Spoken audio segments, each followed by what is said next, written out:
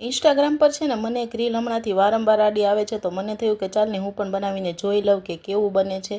તો અહીંયા ગેસની ફ્લેમ ચાલુ કરી દીધી, કઢાઈ મૂકી દીધી અને એક બાટલી દૂધ એમાં એડ કરી દીધું છે।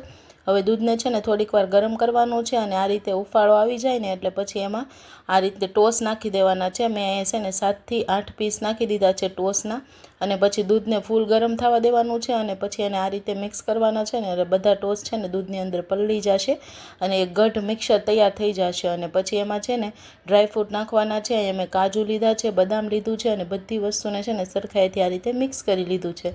હવે એમાં અડધો વાટકો જેટલી ખાંડ લીધી છે, તમને જેટલું ગળ્યું ભાવે ને એટલી ખાંડ તમારે લેવાની છે। પછી અહીંયા સરખાઈથી એને મિક્સ કરી દેવાનું છે। હવે આ જે બધું તૈયાર થઈ ગયું છે ને મિશ્રણ, એને છે ને હવે 5 થી 7 મિનિટ માટે ઠંડુ કરી લેવાનું છે।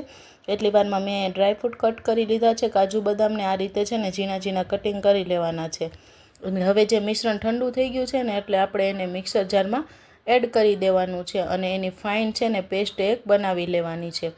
તો આ રીતની સ્મૂથ પેસ્ટ મેં બનાવીને રેડી કરી છે। હવે મારી પાસે છે ને એક પ્લાસ્ટિકનો આ રીતે ડબ્બો પડેલો હતો, તો મેં એની અંદર જ આ બધું એડ કરી દીધું છે અને પછી જે કાજુ બદામ કટ કરેલા હતા ને એ પણ ગાર્નિશિંગ માટે ઉપરથી એડ કરી દીધા છે।